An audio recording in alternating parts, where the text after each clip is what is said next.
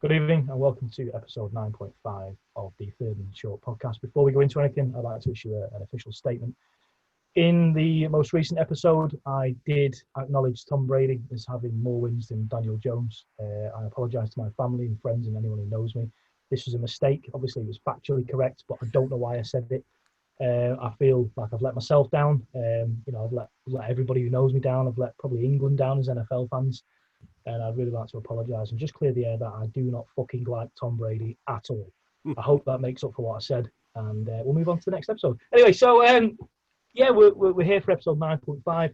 Got the usual co-host Tom and producer Jamie, who did take his bandana off for the somber moment we had there. And we've got a special guest, my good friend JP, John Porter. We've been friends for over 8 years, I think now, mate. We met on the stand-up circuit, started at almost the exact same time, the old Frog and Bucket days, and then we've just become really good mates through the comedy circuit, and now more so through NFL, really. You're somebody I've often spoke to via Twitter and Facebook for NFL, way before we started doing this, and way before I sort of had a group chat that I've got now that you're in. But we'll just go straight in, really, mate. And what was your? I won't do any spoilers for people listening, but who do you support and what's your journey into NFL? What gets you going and stuff? What gets me going? Well, similar answers are going to be the theme of the day here. No, I'm a San Francisco 49ers fan. I have no real reason for that, in that I can't really remember the exact reason why. It's just one of those things. They were the first team that I ever really saw and heard about. And in terms of like other sport, they're similar to a lot of the teams I support, as in they play in red, they have history and haven't won anything for quite a long time. So, well, at least until this year, of course, but in the case of one of my sports teams, so that leaves that door open. But I think there was a natural connection. I just didn't realise it at the time. But yeah, I'd be hard pressed to tell you the reason why. I think I was 8 years old when I first picked up an NFL game. And the 49ers, for some reason, were the first in the list. I'm guessing it was some weird quirk of 49ers done. Yeah, I guess so. Like in the more recent past, obviously they seem to go with the S first. So I would have been what would I have been? I think I would have been a Arizona Bengals. Cardinals or something like that. Yeah, which would have been fucking depressing. So I'm quite glad it worked out that way. They still wear red. Well, yeah. But I don't think I would have wanted to go to Arizona. But we'll come on to that in a sec. But yeah, having said that, they did just vote for the right president, so fair play. But oh god, I'm going to get us thrown off. Let's not get political. So that was kind of my entry, but I didn't really watch it. It wasn't really on British TV when I was growing up as like a small kid. It sort of appeared when I was a teenager. It started when the Patriots started getting good, unfortunately. And then probably 2005-ish, I think I started watching it on TV. First game I saw was Denver versus Miami, so I could have chosen either of those teams as well, but thankfully for everyone concerned, I didn't. I'd been following the Niners like the year before in terms of the results and stuff, but this was before I knew about TV coverage and things like that. And yeah, since then, really, one of the other things that's got me quite heavily involved in the game, I used to coach it in the Northwest. I coached at Bolton and Manchester in the youth league, 16 to 19. Really enjoyed that. I think that kind of solidified it, although I think I would have still loved the game regardless. By the time I started doing that, it was it was a big thing to me anyway. But yeah, I think that was kind of like over the top. And since then, I had to watch the 49ers go for false dawn after false dawn. So I don't know, but it's to my mind, it's probably the best team sport in the world, and I think that's why I've stuck with it. The tactical side of it is massively interesting to me, which is one reason why I coached as well. So, if you don't mind me interrupting, mate, what were you? Was it a specific? Were you defensive coach, offensive coach, anything specific? I was an offensive coach in every sense of the word. No. 16 to 19. I paid at least one league fine. I started when I was 17, so like I would have been playing age, but you can't see because I'm sat down in this scenario, but I have a disability, so I was never going to be able to play. So it's kind of like my route into the game, really. I think I would have played. Had I been physically capable, I would have absolutely loved to have played. And there is a small part of me one day that would like to get to a physical point where I could maybe not play a game, but at least play, a short spell for like one of the teams that I used to coach. I don't know if I'll ever get there. I feel a long way from it right now, 9 months into lockdown, but you never give up on your dreams, do you? Well, I'm a Blackpool fan, mate, so. Yeah, excellent. No, I know you've, as we touched on the coaching there, but what aspect was the hardest in terms of coaching? Was it learning all the different plays, or was it get controlling the players? I think the biggest thing, and probably something that a lot of people don't appreciate, is you can know the game really well, but until you coach it, it's quite different. The things you kind of have to coach. You see a play on television, you can probably understand it. You can understand why they've done it. What you don't necessarily know is how to coach that and how to get people to do it the way that you want them to do it and things like that. That was probably the hardest part, because we were obviously, like, the way most people get into the game in this country is to watch the NFL, but we were running like college style, high school style plays, so that's a big difference. We were running like single wing type shit. I sound like David Brent when I say that, don't I? MC Hammer type shit. But yeah, like we were. We were running something very different to what you see on television, so that was quite an adjustment, and I think it is for players too. But once you get into it, I don't think it was that difficult in a lot of ways. If you understand the game, you can do it. It's just about relating to people, and sometimes it's about trying to get it to a level, because you might understand it, but it's like trying to get it to a level that, like, someone who hasn't maybe only picked up pads for the first time 5 minutes ago can understand. That's probably the hardest part of it. Interesting. That it's I did a little bit on you on the previous episode where I said you're the first person we've had on for no real motive other than you're a fan, but I guess I'm heading towards more your coaching side of it, because I am quite interested in that. It's not really something we've spoken in depth about over the years. So, I mean, I'll hand over to Jamie and Tom, see if they've got anything to ask you, because I know I can just run away with things and take over a little bit. Yeah, definitely. I mean, how did you get into it? How did you get into that? Like, because it's obviously not big over here, is it? That's an interesting one. It probably won't surprise you, given my eyesight's terrible and I'm on an online podcast, that I'm actually a huge nerd as well. I work in IT, so spent most of my teenage years, especially with the disability, spent most of my teenage and like formative years on the internet.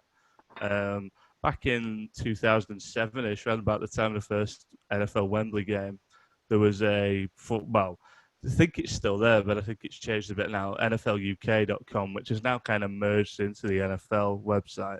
There was a forum on there, and I was chatting to a couple of guys based in like the Bolton and Manchester regions. And I think I was running a website myself at the time for the NFL. Obviously, there wasn't a huge market for it back then. I was probably slightly ahead of my time. But talked to two guys that basically wrote stuff for me, and they said, "Oh, we're forming a team in Bolton. Would you come down and help out?" And I'm like, well, I don't really know what I can do, because like as a teenager with physical disability, you're sort of like, well, what the fuck can I do to help an American football team out?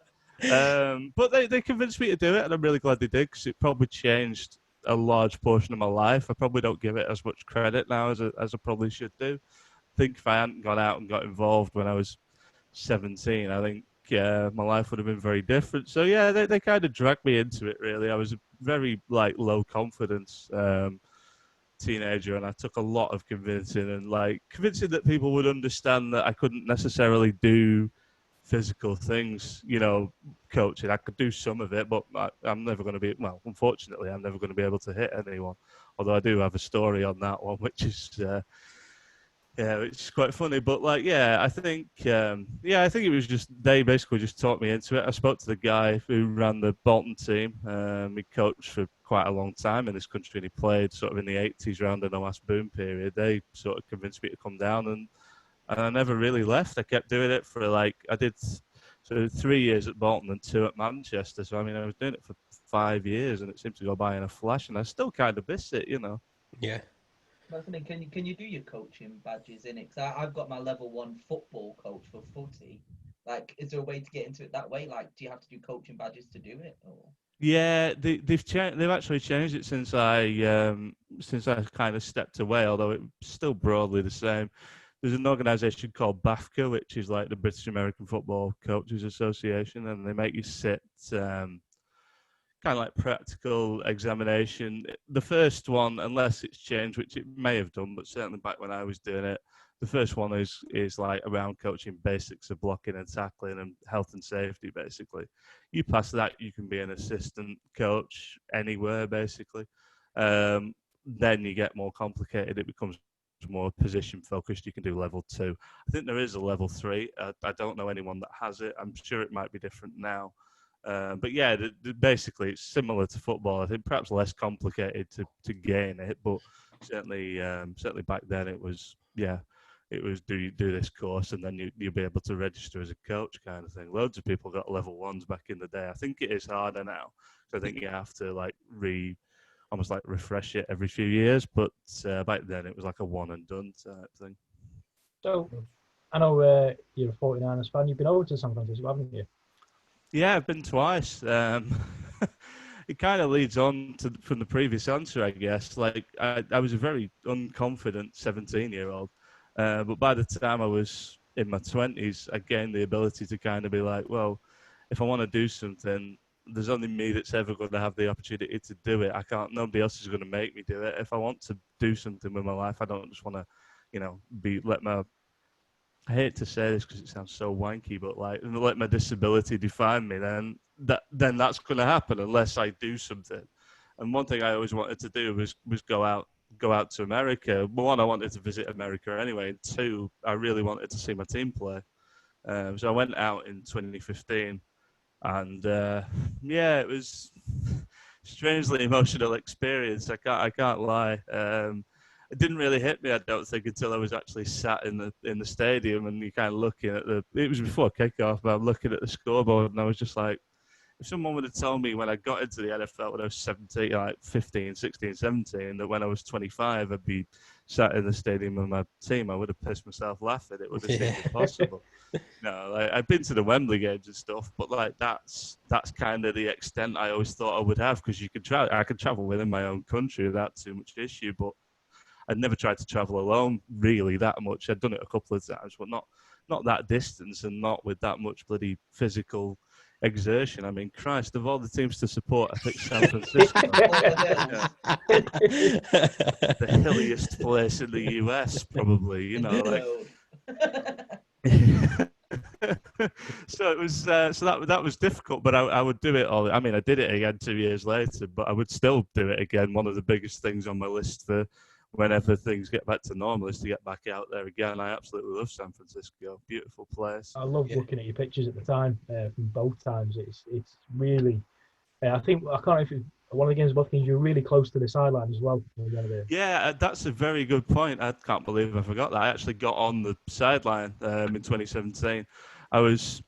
I can't really remember how it happened because I basically had sunstroke. It was a very long day. So I managed to pick the only time in San Francisco they've ever had a heat wave for about 60 years. And I was basically I was struggling a bit because I exert myself when I'm walking anyway. But I got to the stadium really early because it's not easy to get to Levi's with it being I think it's about 45 minutes out of San Francisco. And it's a bit of a pain in the arse to get to. So got on this organised bus kind of thing to Levi's. Santa Clara or San Jose? Yeah, it's in Santa Clara, basically, it's right on the edge of where all the tech companies are, which I think was the plan to kind of bring money in at the time. It's backfired a little bit because Santa Clara aren't very happy with us at the moment. But yeah, it's miles away. And getting on the bus, I got there at, I think say it was a 1 o'clock kickoff. I think I got there at 11, and they don't really open the gates that early, so kind of hanging around in the heat, and it is literally the middle of nowhere. I'm trying to think of an English equivalent to that. There's I suppose Wembley is similar. It's although it is in the middle of a pretty heavy industrial area, there's fuck all around there. So you basically, and with it being California, basically the desert, and it's red hot. So I was just this might be the end, but at least I'm in the right. But, this is the second time around. This is the second time around. I went earlier in the year, and like I say, I just timed it. Well, I timed it well. I mean, Christ, I'd do anything to go back there and do that week again. But that particular day was very difficult. But yeah, in the course of struggling with the heat and stuff, basically was talking to a few guys at the stadium and things like that. one person, I've no idea how this happened. One person recognised me from 2 years ago, which, given that I'd lost a lot of weight, I wasn't really sure how to think about that. I suppose I have got quite a distinctive look to me when I'm moving around, so maybe that was it. I can't imagine you see a great deal of people that walk like I do, but yeah. So anyway, I'm sitting in my seat, and a guy comes up to me and says, "Hey, I've got a spare field pass here. Do you want it?" And I'm like, "Yeah, sure." Almost like, am I hallucinating right now? So yeah, I went on the sideline for roughly about an hour before the game. Was messing up. Funny enough, I ended up near the medical tent, which seemed like the right place for me to be. But no, it was tough. I mean, I can barely comprehend that now, which is probably why I forgot about it until you just mentioned it. I watched the video occasionally because I did a video while I was down there. It's hard for me to comprehend, especially when I see it on television. It's hard for me to like comprehend that. Hey, I was stood there, like it was literally about 5 meters away from the field. You know, it's 3,500 miles away. It's one of the most surreal experiences of my life. In all honesty, it's a shame the game was shit, because if we won that game, I think it would have. I think it would have topped the whole thing. Yeah, absolutely. Did you win the first game you went to? Yes, we won it. At least you got one. Yeah, we won it. So we beat the Falcons in 2015. Also, I have a thing for recalling random bits of information, so it's going to be quite detailed. We won in 2015 against the Falcons, and I still remember it because I'm convinced that I've somehow influenced the result, because I can't fathom why Mike Smith, who was coaching the Falcons at the time, when they were down, I think they were down 19-13 to Blaine Gabbert, by the way, which tells you how bad the Falcons played that day. They were down 19-13 with about 4 minutes left. They had a 4th and 1 at our 10, and they kicked a field goal. I still don't know why, but we ended up winning the game because of that. And I was kind of just sitting there like, I feel like I've had some sort of divine intervention on this. There was absolutely no way we should have won that. We were playing 2 defensive backs off the street, basically. I think we'd signed on like Wednesday. Blaine Gabbert was at quarterback. You should never win a game with Blaine Gabbert at quarterback. Maybe that's why you got the field pass in the second game. You thought you could use it. Well, if I'm honest, out of the 2 games... Lucky charm. Exactly. Yeah. But out of the 2 games I went to, I thought we had more chance of winning the second one, because although it was Shanahan's first game, I figured we'd be in better shape, but we had Brian Hoyer at quarterback. So, yeah. Just to touch on quarterbacks for the 49ers, what's your stance on Kaepernick? Kaepernick. I thought you were going to say Garoppolo, because I thought you were... I am going to come to that. That's coming. Do you know what? I think people. I think I'm going to say this, and I'm going to upset some people, but I'm going to say it anyway. I think Kaepernick had a similar career trajectory to what we're seeing out of Lamar Jackson now, and it's probably no coincidence it's the same OC that's in charge. Kaepernick, to me, was certainly in those first 2 years was an unbelievable talent. I think people forget he was 10 yards away from winning the Super Bowl, and he was probably about, if you account for the tip from Malcolm Smith, he was probably about 2 yards from getting to another one. And some of those passes he threw in those games, I still have that memory. In the championship game that we lost, I still have the memory of him throwing that jump pass to Anquan Boldin, which is one of the most ridiculous things I've ever seen on a football field.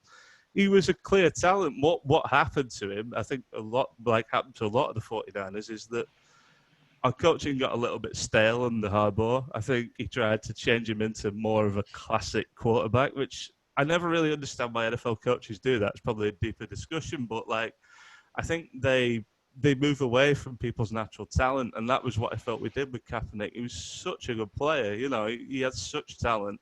The fact that he's out of the league right now, when you see some of the jobbers that are starting every week at quarterback for some teams, I cannot.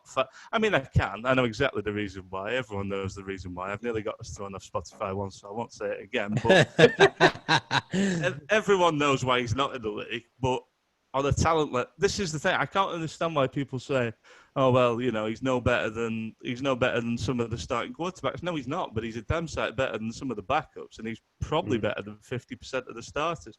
He probably isn't now, because the longer he goes without playing, obviously the tougher it is to get back in. I don't know of any NFL player that's come back after like 4 years on the sidelines. I think that's almost impossible. Well, we've got a coach in Gruden, haven't we? He's been on 10 years now. That's the thing.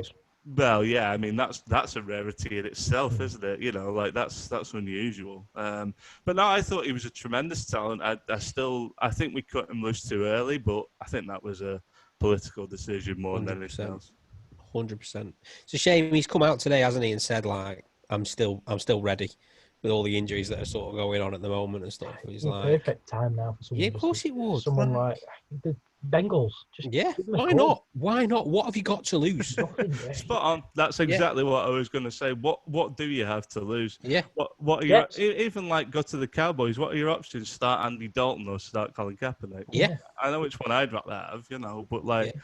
I don't know. No one wants to be that person who takes that risk. I think that's what it is. Nobody wants to be the Washington, one. You could sit behind Alex Smith. Of course, you could, and then go ahead. Well, I think they are. Well, you'd like to think they're past the political side and the race issues. The NFL have come out and said they got it wrong. So, he's got to pay out. Antonio Brown has a job, but Well, exactly. Exactly. Yeah. So, well, the guy who was in the Giants, former Giants players, Baker, who had the DeAndre Baker, straight back in. Super Bowl champions. Probably going to get a ring this year. His charges didn't go ahead because of a technicality. He's clearly done something he shouldn't. And even like your Kareem Hunts and people like that, even Peterson, for Christ's sake, it's not been that many years since he was beating his kid with a Switch, which I don't know how he managed to get one before Nintendo put them on general release. But, it's not been that long, and yet he's back in the league, and nobody seems to mention it. I don't know. I just find the whole thing bizarre, really. But I like I say, it's a bigger thing. It's a deeper thing than the NFL, isn't it? I think that's the biggest. He's very talented, Kaepernick. Going to waste there, and like you said, teams could use him.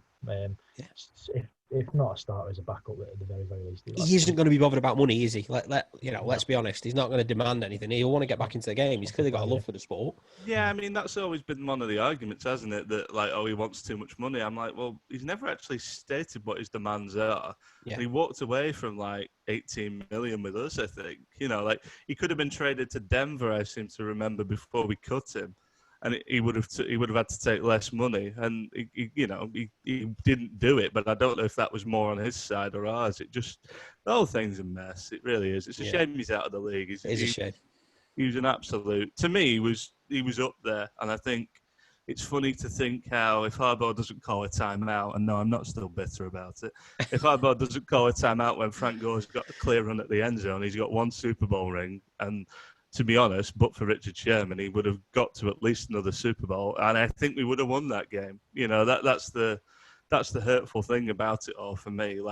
There's so many what ifs with Kaepernick. I've always wanted to write an alternate history, I guess, where those sort of things go his way and go Harbaugh's way too. Perhaps Harbaugh would still be in the league. I don't think he would be with us because it sounded like it was untenable, but it's not worked out for anyone involved in that 49ers team. Everybody's either moved on or left or is now in a different game, college game or whatever. It's weird how one event just changes the whole course of history. Yeah. So one. Go on, Jamie. I was just gonna say, obviously you use the word jobber. It's one of my favourite words ever.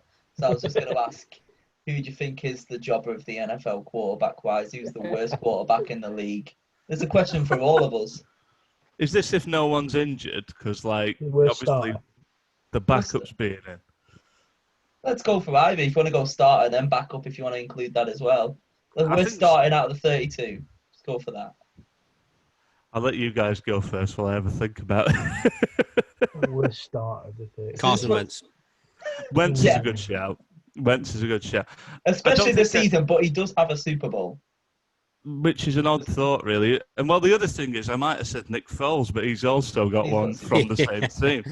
I'm trying to think. There's a lot of It amazes me how average some of the quarterback players. I've heard it said before that there's not 32 good quarterbacks in football, and anybody that watches the NFL on a Sunday knows this to be true because even when everyone's healthy, there's not a great deal of talent out there. No, I mean to be fair, now I've said that, it strikes me as a slightly outlandish statement. There are a lot of good quarterbacks, but I notice the bad teams have bad ones. Yeah. Do you have that? I think I'll stick with Wentz. He's gone off a cliff. I don't quite know what's happened to him. Brilliant. Do you have that player? Do you have that player that you hate the most in the league? Like if you go to Tom, he absolutely despises Baker Mayfield. Aaron Rodgers. Matt hates Tom Brady. Tom's got a list. I could be here all night. To be honest, I am possibly the angriest NFL. Which just adds up to why you're my favourite person. Anyone that watches my Twitter on a Sunday will know this. I am a very, very angry man when it comes to the NFL. A little bit of a chance for you to plug your Twitter there, mate. What's your Twitter handle? It's at J Porter Comedy, I think. Certainly give John a follow. It's well worth it. We talk back and forth regularly on Twitter. I think we often try and bait each other out a little bit, but we know we're too good at mates to take it too seriously, and we know each other too well, I think.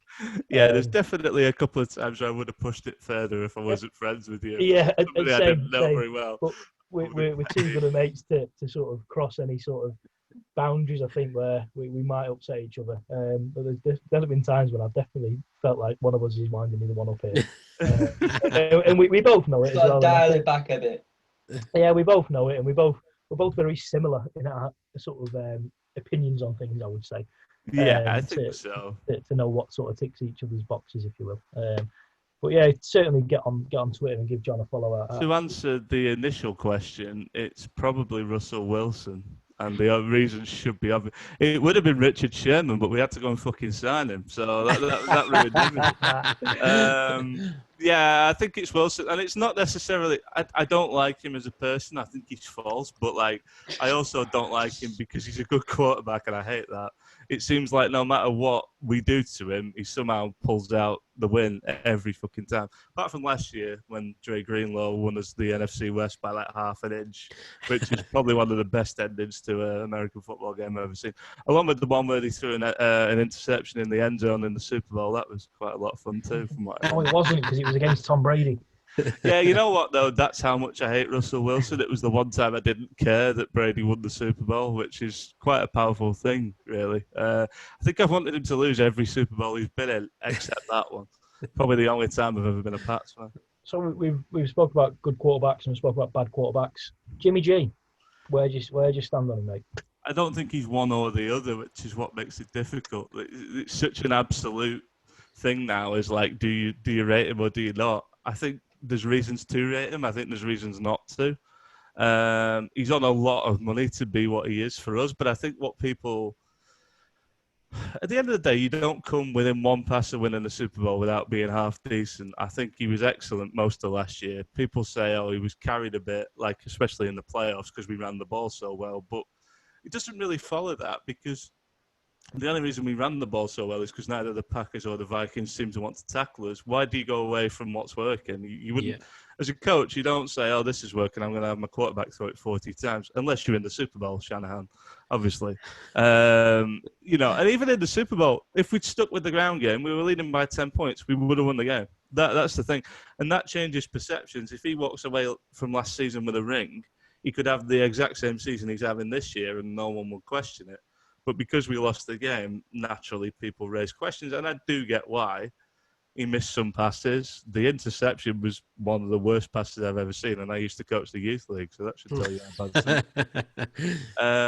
But I don't think he's terrible. I don't necessarily think he's top tier, but he's still better than a good percentage of the quarterbacks. I think we need to be looking long term. I think we need to look at who the next guy is. Because one of the other things, of course, he's been injured most of this season. So what it has conclusively proven is that Nick Mullins is absolutely fucking useless. Which, to be fair, I was on that bandwagon a long time before anybody else was. Although the Giants made him look like prime Brady.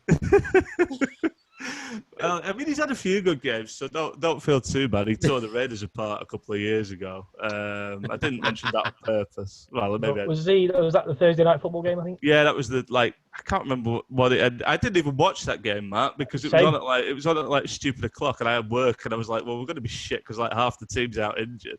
Woke up in the morning, the 49ers beat the Raiders 31-3 last night. I'm like, eh? How? Yeah. So yeah, I think it's conclusively proven that we don't have another answer on the roster, which is the other thing. Like, we need to sort that side out. I'm happy to see him for another year. I think he's suffered this year. Our offensive line is terrible, which is something that and not enough people shine a light on. We are bad, with the exception of Trent Williams and McGlinchey. Although McGlinchey occasionally plays like a fucking turnstile, so it kind of depends. McGlinchey, first round pick recently.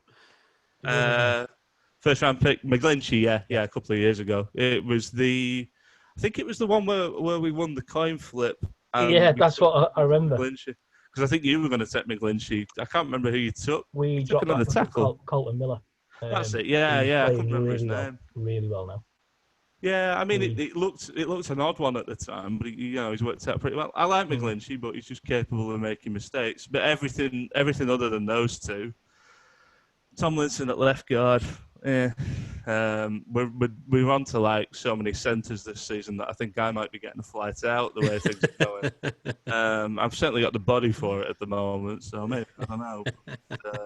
And then right guard is just we need to fix that. I think that's the thing. Like, we've done well to acquire weapons. We've got Kittle, Ayuk, and Samuel, who are three great players. I do like Deebo Samuel.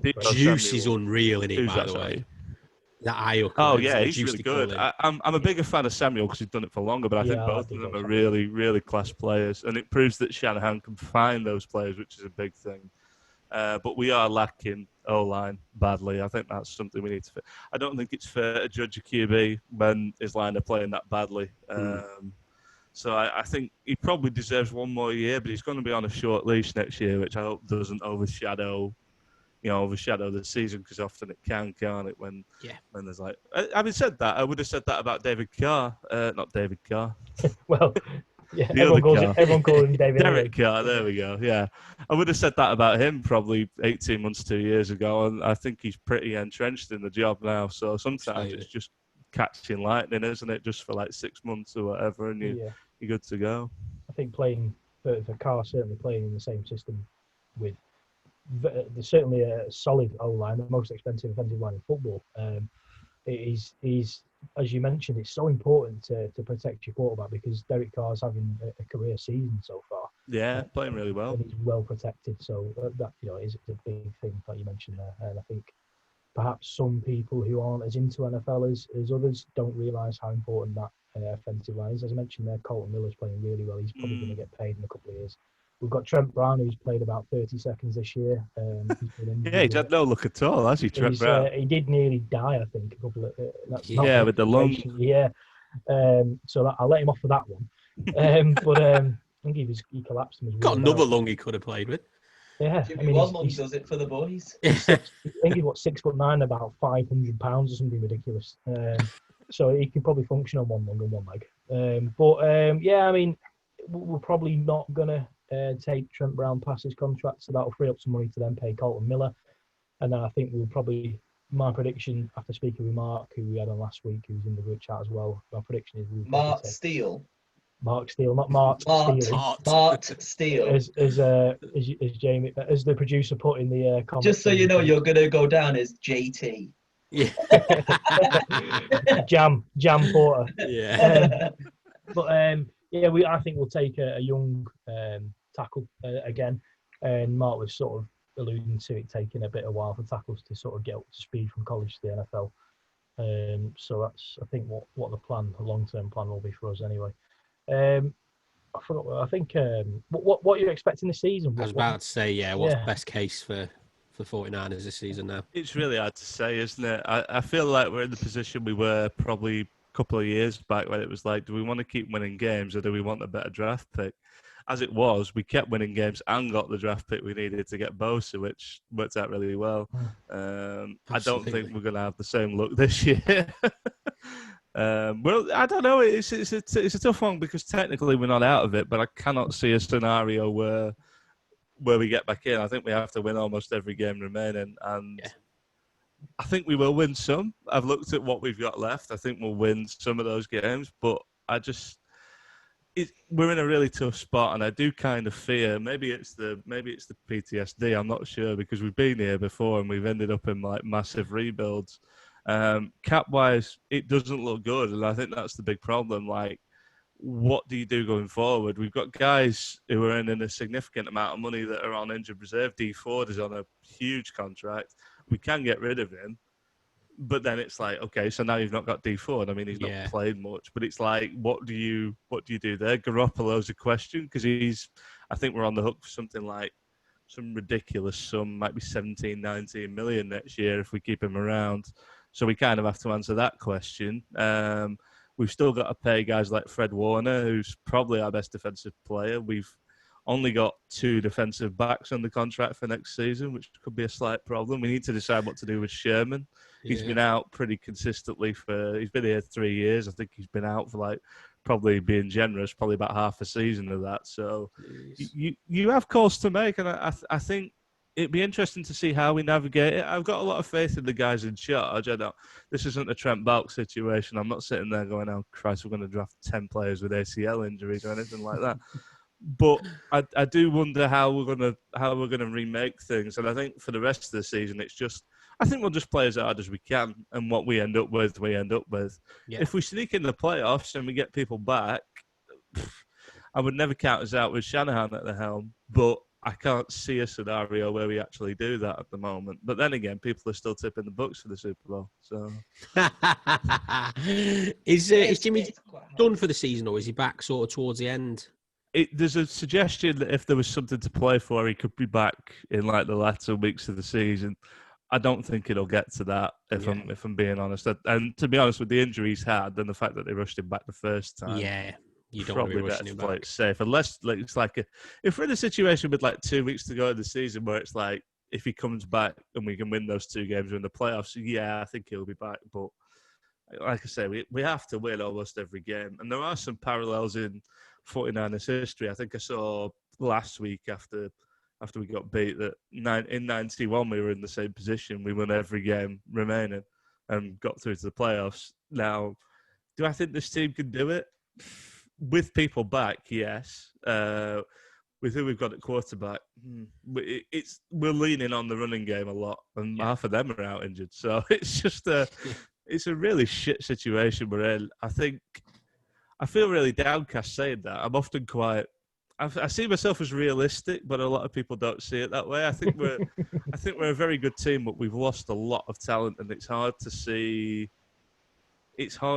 how we can recover from that. But you just never know. You honestly just never know. It might be good about for the us. Sport, though, isn't it? Anything can happen. But it's a very tough division that they're in as well. Everyone but yourselves are on a winning season, and you say you're 4-6, and you've still got to face. Is it 2 of the NFC East, the worst division? Yeah, I think we've got what's left. In Cowboys and Washington, and then next week, isn't it? And then your divisional games against Seahawks and Cardinals. So if we can beat the Rams, which is something we're surprisingly good at, even when we're not playing very well, there's a glimmer. But beating the Seahawks is going to be tough. Yeah, and beating the Cardinals is going to be tough, especially if Murray's doing his baseball slides to get 15-yard penalties again. Yeah. He's another guy that's working his way up the hate list. Yeah, absolutely. I think he's an absolutely wonderful talent, but he's an absolute shithouse of a player because he just plays for penalties all the time. Hail Murray. Yeah. Have you seen that he put a trademark in for Murray Hail Magic Murray. and Hail Murray? Yeah. That's another reason. When you do it yourself, it's not right, is it? Just let it happen naturally. But when he's like, I'm going to trademark this, I'm going to get the shits and everything. Yeah. What a passer. Well, Wilson did that, didn't he? Did he not trademark "Let Russ Cook" a few weeks ago? And he's still like, he is a knob. He is a knob. Russell Wilson could do whatever he wants, so we're all right. So when I first went to San Francisco, he just started endorsing that bottled water that he was claiming healed concussions before he had to step back from it. I don't know what it was called now, but I actually bought some while I was there. Now, I've never had a concussion, so I can't verify if it worked. It's one of those where you buy it. I just bought it. But it got you down on the pitch. Well, that's the thing, I bought it because it was bottled water, and then went, "Hey, this is the shit that Wilson endorsed." It's like, what was this? So yeah, I mean, they both have a habit of putting themselves in the public eye. I like both. They're both. I can't say they're bad players as much as I would like to, but I don't like the way they play the game, especially with the way that the rules protect quarterbacks now. I mean, I'm going to raise it while I'm on the podcast. Somebody getting a 15-yard penalty for sacking Drew Brees is a strange one, I have to say. It was. That was a poor call. It's just one of those, and I do this sometimes, especially if I've got work the next day. I'm quite a loyal fan, and I watch every game pretty much, especially now because I live on my own, so I'm not disturbing anybody if I'm up at like 4 a.m. But there's times where you see a call like that and you just go, right, I think I better go to bed. Absolutely. So who's going to win the Super Bowl, JP? I am going to go, and I know it's probably a cliche pick at this point, I'm going to go with the Steelers. I haven't seen anything that tells me that anyone could beat them. I know they're in the AFC, so they got to go past the Chiefs at some point. But I said the other day to you guys, I see a bit of vulnerability in the Chiefs this year. They're still an incredibly good team, but I think it's a bit like the Patriots back in the early 2000s. You get the impression they will win most games that they play, but if one team plays perfectly against them, I think they can be beat. And I think if anyone's going to do it, I think it'll be the Steelers. And let's be honest, whatever comes out of the NFC ain't going to beat them. I don't think there's a top team. I think both there are teams that could give them a good game, but I don't think there's a team that can beat them. Even from the West, if you look at the three teams that are there, I have doubts about all three in pressure situations. The Cardinals and Seahawks both have dodgy defenses. Seahawks have got the most points this season. Yeah, that's the thing. And like the Rams have got Jared Goff. So, it's just one of those things that if I look at it objectively, the Packers look pretty decent. So maybe they've got a chance of rising out of the NFC. There's a few teams where you look at and you go, if they get on a run, they've got a chance. I think the Bucs fall into that category as well, especially with the guys they've got in the team. You can never count. Unfortunately, you can never count Brady out. Even though he is having a bit of an erratic year so far.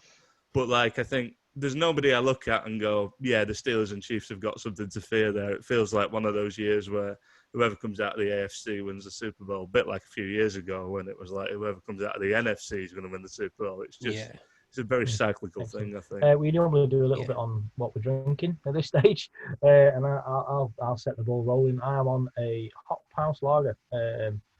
I'm quite enjoying it. It's nice. I've had it before. That's why I picked it, to be honest. It's not one I've had on the podcast, so it's been drunk nicely in the Raiders glass. Jamie, what are you rocking this week? The Bud Light. Dilly. We'll save Tom's to last because it might be a surprise. I don't know if you've got a drink, JP. I'm only on the water, I'm afraid. I'm a bit under the weather, although I would like to state for the record that it's not COVID. So we're social distancing on this podcast. We're okay. Tom's had a few surprises over recent weeks. You're in for a treat this week. Let me. What have you had so far? You've had Corona, a couple of Coronas. I think you've had the odd Corona. What have we got this week? Are you ready? Go on. It's a Corona. It's there. I'm still searching. I'm clinging. They will sign me one day. You need a sponsorship there, guys. That is it. Can't lie. I'm sick of Tony Romo sitting behind his desk on a beach offering lime time. I know everyone likes Tony Romo, and I get the enthusiasm thing, but there's so many games that I watch that he commentates where I'm just like, God, will you just shut the fuck up for 5 minutes? What he needs to do is he needs to quit Corona, hand it over to me because I'll be much better, and then concentrate on his punditry. Then he might be better. Poster boy for Would you imagine Chum trying to do adverts? It'll take about 10 takes because he'll accidentally go, oh, fuck, God, shit. It's fucking lab time, babies. Woo! The other thing I wanted to ask JP is, we've got the WhatsApp group chat, and you're relatively new to it, maybe a month or so now, I think. Yeah, not been there long. How are you finding it? It's the most annoying. I really like it, actually. I find it hard not to wind some people up. And I fucking love you for it. I really Jamie, do. is it you who's the massive Winston fan? Yeah, unfortunately. That I do not understand. Like, it's the amount of time I've took a deep breath and gone, just don't respond. Like, because I cannot state how little I rate Jameis Winston. And it's just like, no, just stay quiet. You don't know these people yet. Oh, no, But no, I really like it. It's unusual to find a group of people that you can sort of discuss the NFL with, so it's quite nice to have that. Yeah, that's what we're trying to do. Really get. We started it, I don't know, a couple of years ago maybe, and we sort of kept it to just a few of us that knew each other really. But this season, it's taken off to the point where we've just sort of gone, you know what? Let's add people that maybe one of us knows. See where it can take get us. more and more people in, and there's and it. We've all added people, I think, or we've certainly added, or most of us have added people, and it's as long as somebody sort of knows them. I'm not even that bothered if nobody knows them, as long as they're going to contribute. I think. Should we just send it out on Twitter, a link to it? Established. I think probably, yeah. You know, JP's an established member now, and you're certainly one person that's very active in the group, and I love that. Bones is relatively new to it, I think.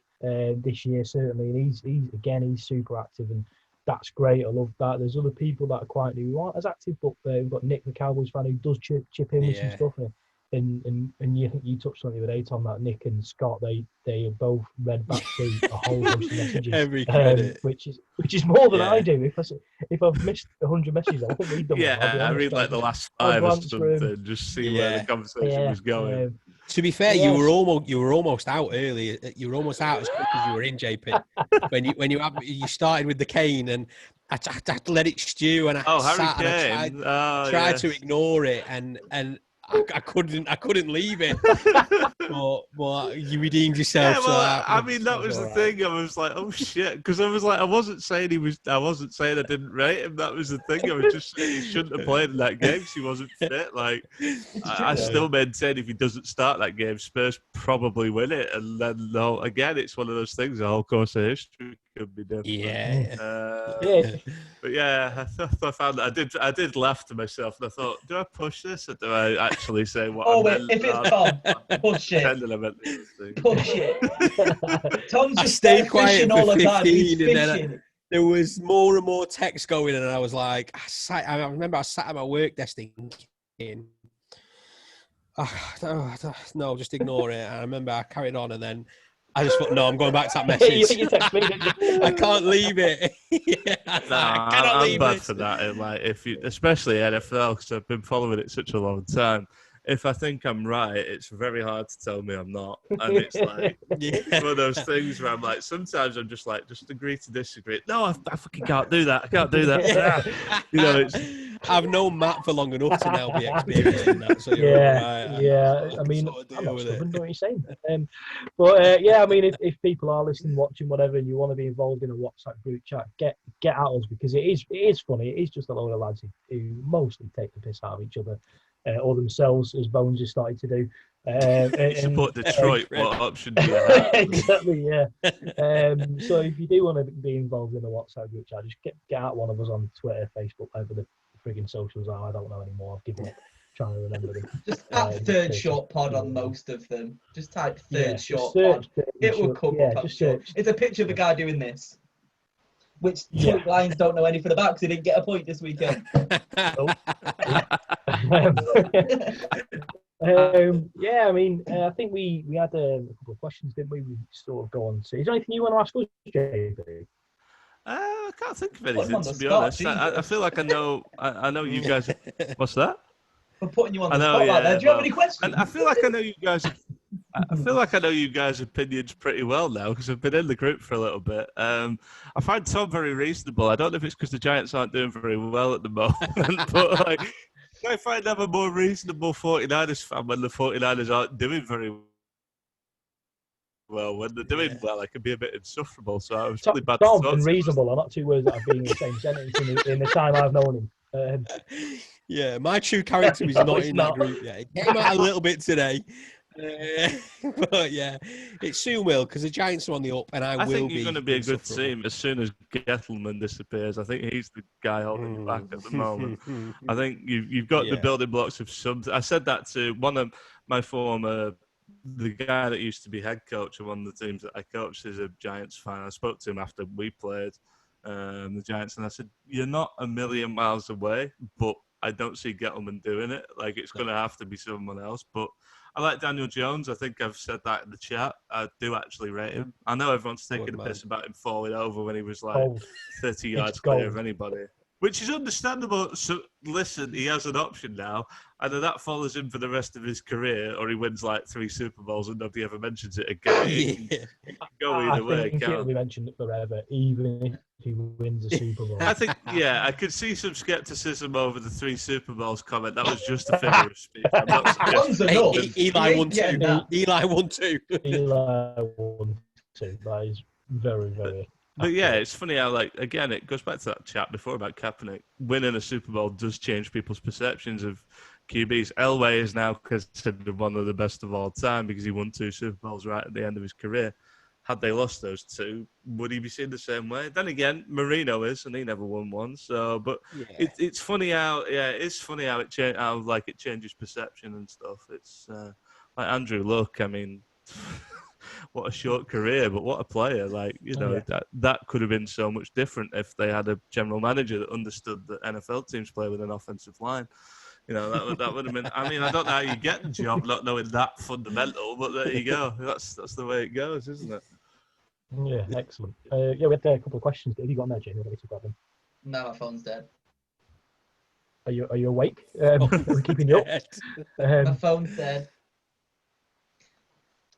Is that because if your missus is listening, that's why you're not replied? Or have I just landed you in it there? No, it died. So we had a question which was from our good friend Gaz, who's in the group. Quite a good question, really, and I think I'll probably go to you first, JP, on this one. He's put, do you think the Bengals are going to use No Burrow as an opportunity to tank the season? And if you're in the position as GM or head coach, what would you do? Sign Kaepernick? Question mark. So I'll go to you first, JP, with the Kaepernick on there. Without getting political again, I doubt a team in Ohio is going to sign Kaepernick. But if I was in their position, it's a bit like Tom said earlier. What have you got to lose? They're not really playing for anything anyway. Yeah. So to me, it's the ideal situation in a lot of ways. He can do an audition. He's never going to have the job because it's Burrow. Assuming Burrow comes back, which is another question mark. It sounds, and I hate to say this, but it sounds a lot like the Lattimore injury. If anyone remembers that, Marcus Lattimore. I hope it's not because I really enjoyed watching Burrow this year. But yeah, I think I would, but I don't think they will. I think they will probably. I mean, who was it that started at the weekend? I can't even remember the guy's name. Someone help me out. Finley, yeah. Finley, that was it, yeah. I mean, if you're starting him, then you're basically saying the season's over. It does the Giants. 2 quarterbacks that aren't very good if they want. Well, yeah. I mean, to be fair, like it probably doesn't hurt them if they lose what's remaining. They get another high pick and they can start getting weapons together for Burrow. I think there's a sign of a good team. Protect Burrow. Or protect him, yeah, which... To be fair, they probably are going to have to do. They probably do need. But yeah, I think that's probably the way they'll go because why not surround your guy with talent as opposed to trying to win some games that are relatively meaningless, I suppose. What do you do, Tom? I mean, I'm the same as JP on the cap piece. I don't think anyone's going to touch him, and I think he's wrong. But yeah, you know, what have you? Like I said, you've got nothing to lose at all. Nothing to win. In regards to Bengals. Well, yeah. I mean, why would you want to win? But you look at it as well, and I don't know. For me, it's a PR piece. You know, you're surrounded now with Burrows. Is he ever going to come back? You know, is it a bad injury, or what are the Bengals going to do without him? Get rid of all that stick. Let Burrows rehab in his own time, and have the PR piece of, oh my God, these guys have taken the chance on Cap, and you know they could either look like heroes, getting him, you know, back his career back. If he does well with them, he gets the move, or they could look like heroes that they give a guy a chance when no one else did, and didn't let the racists win, especially with all the BLM stuff that's going on at the moment. And again, not to be political, but that's how you would dress it up. I think we spoke early on in the pod about a lot of people out there say that teams wouldn't tank because no one goes out there to lose, and I do agree with that to a certain extent. Apart from the Jets 100%. If you ever look at a team that wants to tank, it's the Jets. I mean, how many players did they let go or get rid of, or even when they finished the game with the Bucks, put them in a taxi to go and threw it away. Yeah, they are tanking, but I don't think the Bengals will tank, but I think they will naturally lose probably the remaining games because they don't have the quality. So they'll be in a good position, but I wouldn't say that they're doing it on purpose. I think they will try and compete. That's going to fucking bite me in the arse this weekend. But I think to me, they need more picks because that O-line's awful. And you look at that as a direct cause of Burrow's injury. I mean, how many times has he probably flexed that MCL and ACL? He's probably done it a few times, not to the point that he has this time. But then when was the straw that broke the camel's back? And unfortunately, it was 2 300-pound men landing on him and basically folding it in half. So it's probably a blessing for them if Burrows comes back fit. They'll probably look back at it and go, well, happy days. We managed to get a couple more good picks out of that. But it's a big if how he performs because he's got some good throwing power. Is he going to lose a bit of that, in his leg? I don't know. Potentially. Yeah. I'm not sure what I would do in the Bengals' position. I think I'm sort of similar to what you were saying. So they are actually going to lose most, if not all, of the remaining games, and I think, I'll sort of double it up with what you said as well, JP. I probably would look at your options for next year. They're going to have probably a high draft pick, certainly top 10, maybe top 5. They're not going to pick a quarterback. But is Burrow going to come back? I'd pick a quarterback, just in case. At least you'll have 2 good quarterbacks. It depends how bad you think it is, doesn't it? It depends. One thing they could do if they have a really high pick, of course, is trade it because there'll be a lot of teams trying to get up next year. I think because of the amount of good quarterbacks. So maybe there's something there where they could maybe flip it. Drop the top 3 pick and get a 2 later first round. Yeah. So. And Mark said, didn't he, is that there's a heavy. I mean, there's 6 quarterbacks he gave us, so he thinks 6 they're going to drop. Yeah. So there's a potential, but I don't think you do. I don't think you take the. They'll know probably. Then you'll probably know how he's feeling because he'll be deep into his rehab, won't they? Yeah. Well, the ACL. You always look at footy players. Yeah. They do an ACL. They never come back 100%. 8 months metatarsal, isn't it, usually? So. Yeah. It's a killer. The other question Gaz had was also, can you talk about Jamie's prediction for Jameis Winston to throw 500 yards and 4 touchdowns? So I will just hand this over to you, Jamie. I don't think me, Tom, or JP need to say anything about Jameis. We can't really. Don't require. We can't really discuss it because he didn't play. If he played, he would have done it. Yeah, but there's also a reason that he didn't play, so you have to factor that in. Let's have a look. Who was the last quarterback to throw 500 yards? I'm going to say probably was 5 interceptions in a game. But he never threw 5. He threw 30 interceptions in a season. Yeah, but not 5 in a game. In a season, there's 16 games. He did get to name the last quarterback who did that. Records. Over 30 touchdowns. Over 30 interceptions. That's not a good record to have. But you love to watch it. He did get 4 interceptions in one game because it was against us. I watched it. Yeah. And it was getting to the point where I was expecting one to land on me on the sofa. He was throwing the ball that frequently to people in 49ers shirts. I was like, well, maybe I've got a shot, He is a shambles. The fact, a wild card player. He's not even a quarterback. I'm sure on fantasy, he's a tight end. Started in the quarterback position over him. What? Taysom Hill. Oh, you talking about fantasy? I think you're right. Taysom Hill is not listed as a QB. I think he could be a decent one with a bit of time, though. Yeah. Especially with Peyton. Like anybody being coached by Peyton usually gets better, except Winston. What do you think's going through his head? What do you think is going through Winston's head? Like, I'm telling you now, he is winning the Super Bowl. He is winning the Super Bowl at Raymond James, like he promised when he got drafted first round. He is winning that Super Bowl. Stranger things have happened, but he is winning it with the Saints, no doubt. I mean, he might and get he'll throw the winning one, and he'll catch it himself.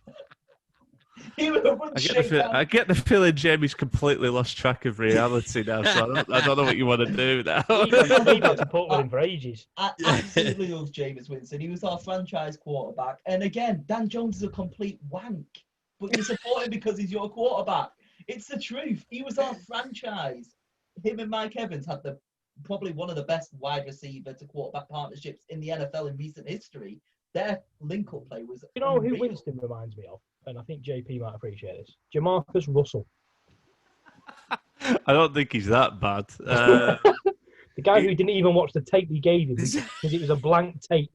Oh yeah, it was the blank DVD story. Yeah, that's one of my favourite things I've ever read about. Can you watch this bit of tape? Yeah, really interesting. Yeah, blank. Didn't watch it. I can't think of an obvious comparison.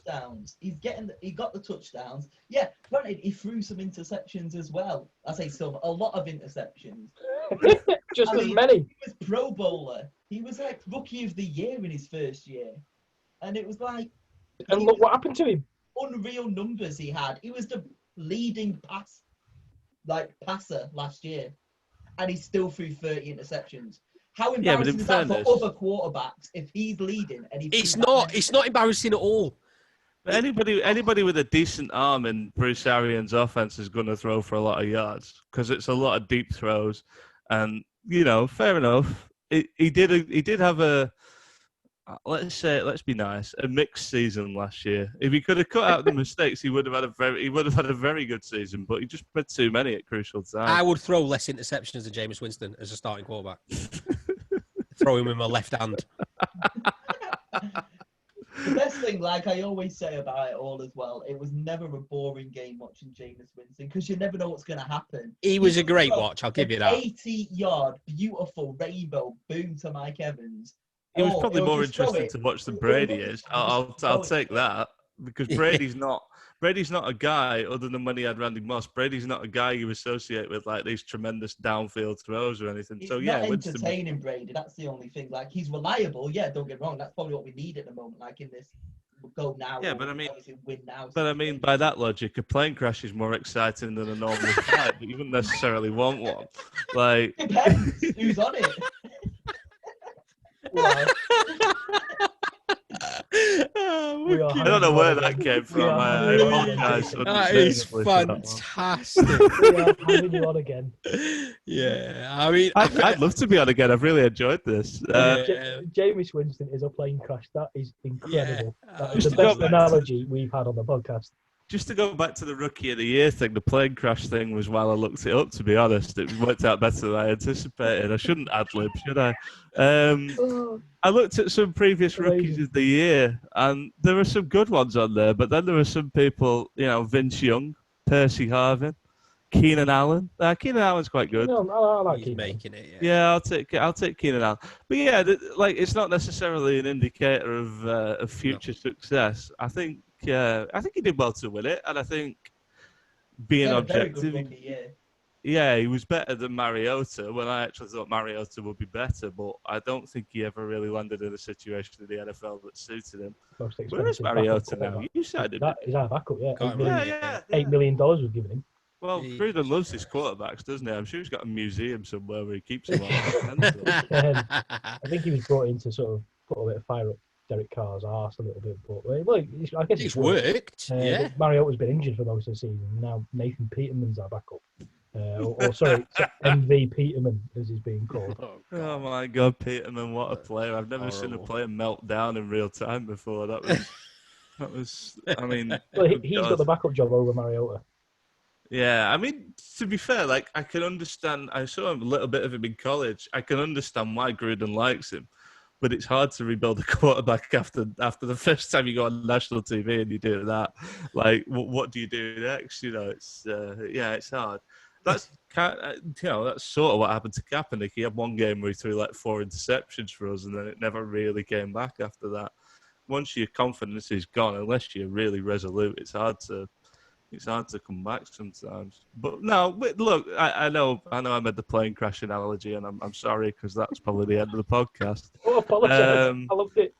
But I don't think Winston is that bad. It's just that he's never going to be a starting. In my mind, he's never going to be a good enough starter. I can't wait till the end of their careers, and Jameis Winston is going to have more Super Bowl rings than Russell Wilson and Derek Carr combined. Oh, that's bold. Word. I'm going to put that. We're going to go in 10 years now, and Winston is going to have more than both of them. I mean, he's already one behind. He's one behind. Yeah, he's one behind Wilson. He should be two behind Wilson, but Pete Carroll's fucking stupid. He's not behind DC, unfortunately.